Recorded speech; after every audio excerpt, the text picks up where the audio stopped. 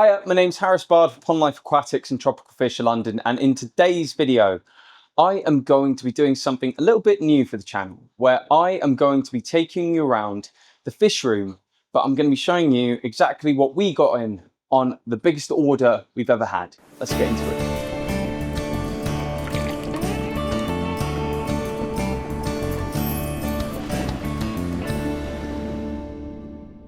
So I'm going to need some feedback on this because I know I've done a fish room tour a couple of weeks ago and people seem to really enjoy it. But we got a really lovely fish order in this week and I thought it would be a shame if people didn't get to see exactly what we got in. But I understand that this might be a bit too soon since the last fish tour video. So if it is, then just let me know and I'll make them a bit more infrequent. But if people enjoy seeing the new things that we get in, when we have a fish delivery, which is sometimes frequent, sometimes not so frequent, depending on how busy we are. But if this is something that you want to see, then let me know and I'll carry on doing it. So the way I think I'm going to structure these videos is I'll go through continent by continent because that's the way we structure our store. Every single section of the store is done as a different continent. So I will talk you through exactly what we got. I'll do quick rundowns of the things that I think are just pretty commonplace and people might not find as interesting. And then if there's something that I particularly like or I think that some people will be interested in, then I will do a little bit of a spiel about it. So starting us off when we first walk into our store is our South American species. And we got in everything that you would really expect from South American species initially, where we got some really nice live bearers with some guppies. We got Dumbo guppies, specifically like tuxedo kois. We got some Sankey swords. I personally really like black phantom tetras and red phantom tetras, but I know that a lot of people think they're really commonplace and you see them in pretty much every store you go to. They are genuinely one of my favorite fish. And I think this particular batch came in really good. In this large tank behind me, we got in some lemon tetra, which again, quite commonplace, but I think they are a gorgeous species of fish. And if you've never kept them before, don't let the initial look of grayness about them put you off. They are so full of character. And when you get them to maturity and those really beautiful yellow fins come out, I think they can just add this little sprig of color to a really densely planted aquarium that's just gorgeous. I've got a couple in my tank at home alongside my bentosies, and they're genuinely some of my favorite fish. This is going to be the first fish that I kind of really gush about on this video. We have some Smudge Spot Corys, or Violet Corys, which were one of the first fish I ever kept as a kid. They are these stunning, almost like leopard corridors, but with this purple tail on them. And you can see them just behind me. I'll try and get some close-ups of them. They're just surfing the glass right now because we have a really lovely flow shooting off over this section, and they just love going into the flow of an aquarium and chilling out there. I think smudge spots in particular, because they're not often seen and people don't know about them too much, are kind of overlooked, but I genuinely think they are some of the most stunning corridor species you can have. They're super easy to keep. They're very similar to things like Julie eyes and stub eyes. They have this gorgeous leopard print across them with purple tails. Really great for a community tank. They're super peaceful, super full of character. I think I'll take them over pretty much any other corridor species except for maybe green lasers, maybe orange lasers, but it kind of depends what's available. I absolutely love this fish. I'm so excited that we managed to get them in stock. I've put them on lists for a while now and they didn't come in. Moving along, we have our cardinal tetras. They came in gorgeous. We got our Cichlids. We got some really nice Gouramis Rasbora in to replace these ones. We literally sold this entire tank as we put the order in. So we're going to have a completely empty tank. We'll probably, I think, move the cardinal tetras up here and give the Ottos their entire own aquarium, just so that we don't have too much bioload going on. As I said in the previous video, we try and keep our loading to not a minimum because we're a fish store, but to a really reasonable level. And I think that moving the cardinals up there will be a really smart move. Now, down here, obviously, I talked about it last time, we have our Apistogramma Vegeta 2s, but now we have just a selection of Apistos. We've got some red robins in. If you've never kept an Apistogramma, I got turned onto them by a friend of mine called Ray. My dad's been keeping them for years, obviously, but I genuinely never really come across them all that much in the aquarium trade. I never kept them personally, and he came home with 2 Apistogrammas. And he was telling me about them and how much fun they were to keep. And I saw the Vegeta 2s come up on the list, and I absolutely fell in love with them. Like, learning about them, learning how to care for them, just seeing how full of character and vibrancy, and their colors are so wide in variety and so stunning. I genuinely think that if you've never kept an Apisto before and you have space or an open aquarium that you don't quite know what you want to keep in it, if you were thinking about maybe keeping rams, I would genuinely think about finding yourself a pair of Apistogramma. I absolutely adore them. They're definitely going to be the next thing that I keep, except for maybe something that I'll show you later on, because I'm so excited about what came in for our Africa range, but I'll show you that later. I'm not going to get ahead of myself. So for now, that's pretty much everything we got for South America. And I know we don't look like we've got a crazy amount of stock in, but we have, I think, some of the nicest fish in the whole of London. And it's super exciting that we're able to restock for this time of year. I genuinely thank you guys so much for everyone who saw the video and came down and bought some fish over the Christmas holidays. It means the world. Thank you. Seriously. Moving on to Asia. So in our main section of Asia, so when I say our main section, I mean everything that can kind of go in a community tank or a semi-aggressive tank, we got in possibly the biggest ever kubotai rasbora that I've ever seen. They are Neon Green Rasbora, which honestly, I would say that they're a semi-rare when it comes to the aquarium trade. I don't see them all too often, and when I do, I am always so happy, because if you've never kept Neon Green Rasbora, then you probably won't get it, because to the outsider, they look quite drab when they're in a shop setting, usually. But when you get them home and you have them in an aquascape setup, Neon Green Rasbora are just some of the nicest fish you'll ever keep. Neon Green Rasbora fill that void of vibrancy and loads of activity in a way that I feel like things like Galaxy Rasbora kind of don't. Yes, Galaxy Rasbora are absolutely stunning, but when you keep things like Neon Green Rasbora in just a massive shoal in something like a 80 to 90 litre aquarium that's really heavily scaped, I don't think you can beat it. But hey, each to their own. We also got up here, they came in as a mix of long fin Danio. They were meant to just be leopard and zebras.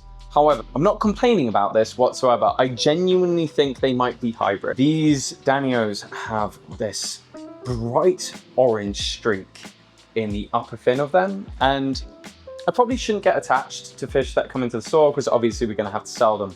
But me and my dad stood here earlier today just staring at these fish. They are absolutely stunning. Some of the zebra Danios that we've had in the past don't have a huge amount of color, but these guys have come in huge for how wholesale fish usually come in. So thank you to Neil Hardy Aquatica for that. And also genuinely might be some of the nicest zebra Danios and leopard Danios I've ever seen.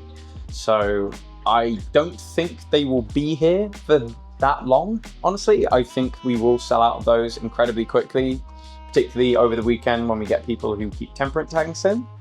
But we will see. I've been wrong about those things before. We also got Hong Kong Plexin, or Hillstream Loach, yes. We usually get in the blue tails, which are absolutely stunning and we love them. But this week, we just went for your average Hillstream Loach. Yep, they came in absolutely lovely. We do have some fan shrimp in here, which we usually keep over in Africa, but we didn't want to overload the tanks over there, and we had a free tank with our Manos.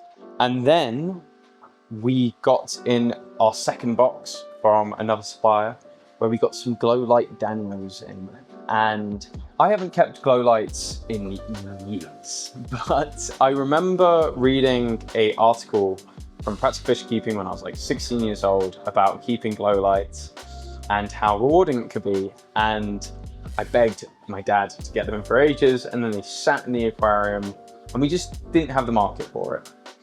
We didn't have the customer base that we do now, and they just didn't sell for years and years. So I ended up taking them home and I absolutely loved them. Stunning, stunning fish. I'll just show you some footage. I feel like it speaks for itself. The way they shoal and the way they behave. I would absolutely just jump at the idea of keeping a glow light Tenio tank. The last two things of note that really came in Asia are some of the most stunning red dwarf gouramis I've ever seen. Sometimes when you get gouramis in, it can be a bit touch and go because of gourami disease, but these guys look absolutely stunning. They've got so much color, they're full of life. Really excited for these guys to find a good home. We also got some Botia loach. I need to get the exact name and I'll put that on screen here. Because Botia is just the family. I don't remember the exact name of them, but my dad absolutely loves these guys. They're great for like 120 plus liter aquariums. They will absolutely muller snails. If you have a swim bladder snail issue, these guys are absolutely perfect. You do need a larger aquarium for them, so like 120 liters plus, but if you do have that, these guys are absolutely ideal. Slightly cheaper than your alternatives like Cinnamon Botia loach, or easy to keep than your crown loaches, things like that. On this side of Asia, we got in some absolutely stunning Siamese fighting fish. There is one Siamese fighter who I will show here, who I genuinely think might be the most beautiful half moon I've ever seen. I'm a bit more of a placat fan myself, but when I came into the shop after the order came in, I was out on jobs doing pond builds. I was absolutely stumped by how stunning this guy is.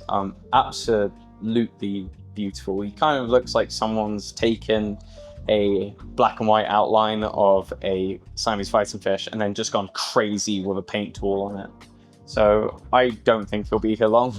I think he'll probably go this weekend. We've got a few people who bought tanks over Christmas who'll be coming in for what I think will be Siamese fighting fish, but we'll see. Again, I am sometimes so horrendously wrong with what people like, but I don't think I'll be wrong about this one. We also, in Asia, got in a bunch of Galaxy Rasbora. They sold almost immediately. We checked them over to make sure that there was nothing immediately wrong. We do have quarantine spaces for if we ever see that a fish comes in, they're sick. There are currently a few fish in the quarantine spaces. However, we stock from UK suppliers who obviously they import from overseas, but when they do, they have a very rigorous technique of going through and making sure that the fish that they're sending out are disease-free. Obviously, sometimes things slip through the net, pardon the pun, but we find that getting fish from a UK supplier, although slightly more expensive for us, we tend to get higher quality fish than what we import. It's also important for a few of our customers that we do it that way.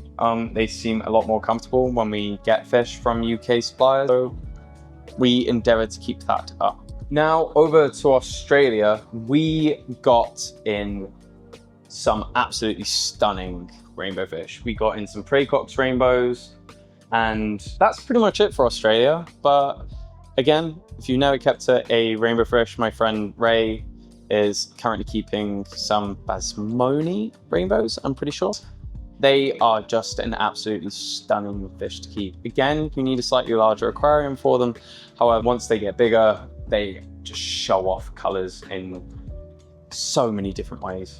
Obviously, your neon blue dwarf rainbows aren't going to need as much space, and are absolutely an option for smaller nano aquaria. When I say smaller, I mean like 90 liters. I'm not ever going to be telling someone to put a dwarf neon rainbow fish into a 30 liter nano tank, but absolutely gorgeous, particularly if you've got an Australia biome, which I feel like a lot of people haven't done, and it might be an idea for an aquascape in future, and I'll definitely bear that in mind.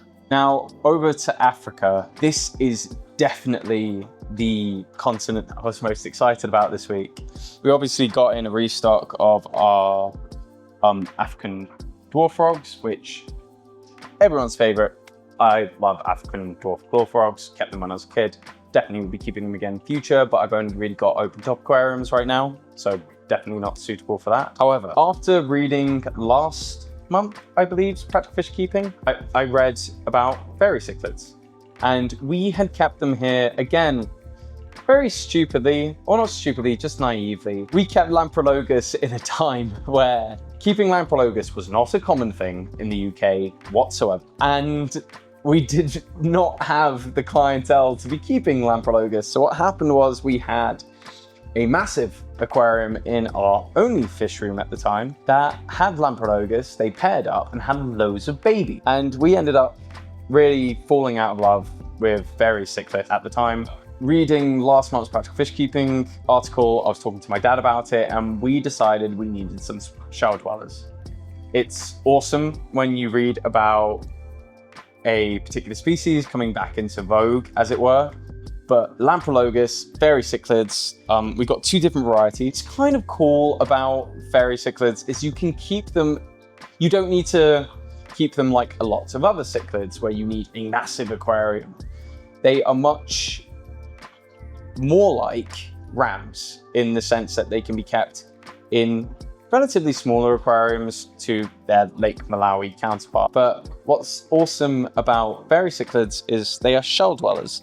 So for now, we've kind of makeshifted a bunch of ornaments as their shells and their hideaways. Since doing that, when they came in, they were in a just planted aquarium and they weren't too happy.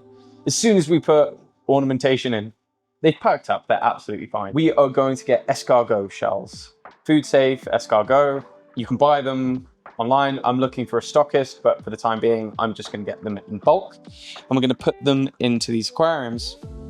And hopefully, after spreading the word that we do have fairy cichlids in stock, and with the Practical Fish Keeping magazine doing an entire article about them last month, we'll be able to encourage some people to set up some fairy cichlid tanks. And I can already see these guys pairing off. So I really, really hope that we can sell some aquariums to people who are interested in them, help them aquascape, and help them set up some true shell dweller aquariums, which if they don't, I will. I absolutely love these fish.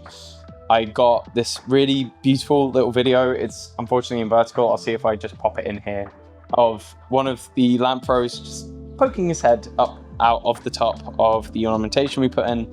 And that's what you'll find they'll do, because they love going into shells, because they love hiding away. If you give them that environment alongside obviously those plants and all that other good stuff that you'll find in their biomes, you'll find they just perk up, and you'll be able to really easily get yourself a little breeding pair, which will then breed, and you will have yourself a little family of Lamprologus. They are a maternal species, so they absolutely won't kill off their young, and it can be such a rewarding thing, particularly if you've never bred anything before. Pros are that step above a guppy or a live bear, for example, and they're so rewarding. So I really hope we find these guys a good home, and I hope people come down and just enjoy watching them, if not to buy them. I think they're absolutely worthwhile us having in, and I'm excited to be a stockist of them.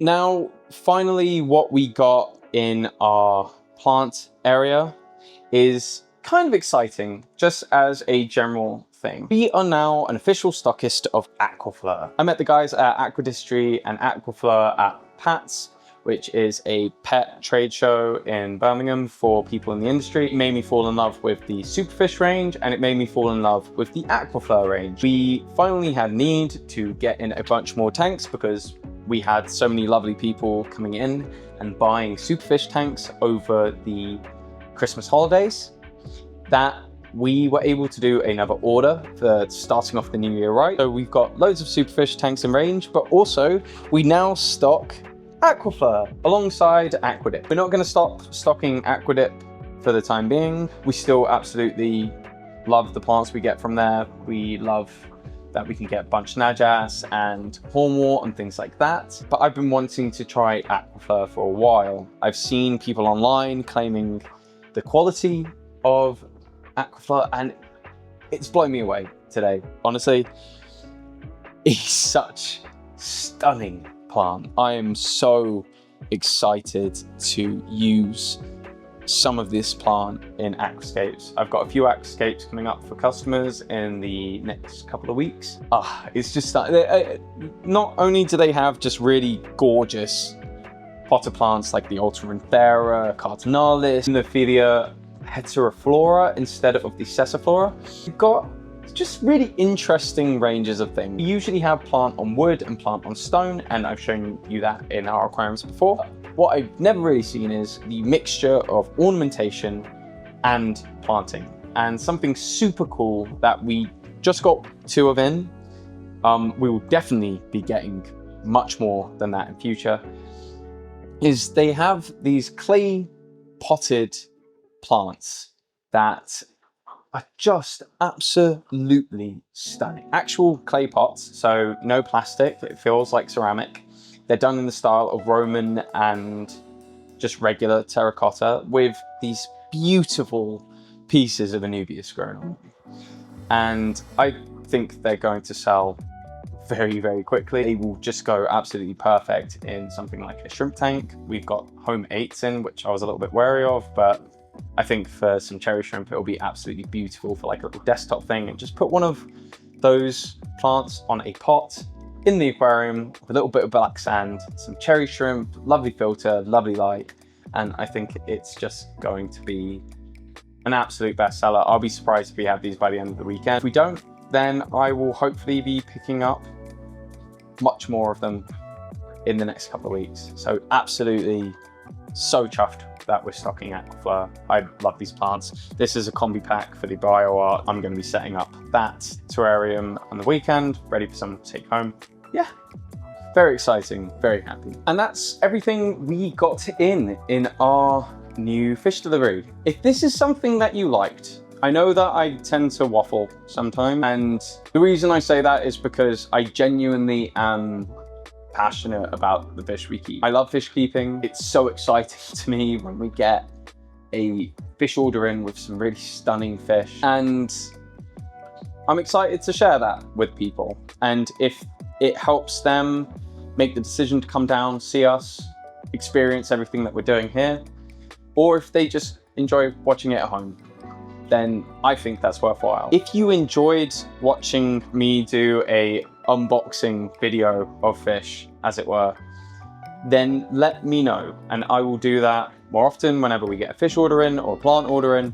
Probably if we ever have like a big delivery like we did now, but obviously that depends on how busy the season is. It's something that you've enjoyed, let me know in the comments. I'll carry on doing them because this is quite a nice therapeutic thing for me to be able to do after work, where I can just go through all the aquariums, show exactly what we have, exactly what I find interesting, and some things that I hope that you find interesting. But for now, that's everything from me here at Pond Life Aquatics and Tropical Fish London, and I hope I see you again next time for this Pond Life.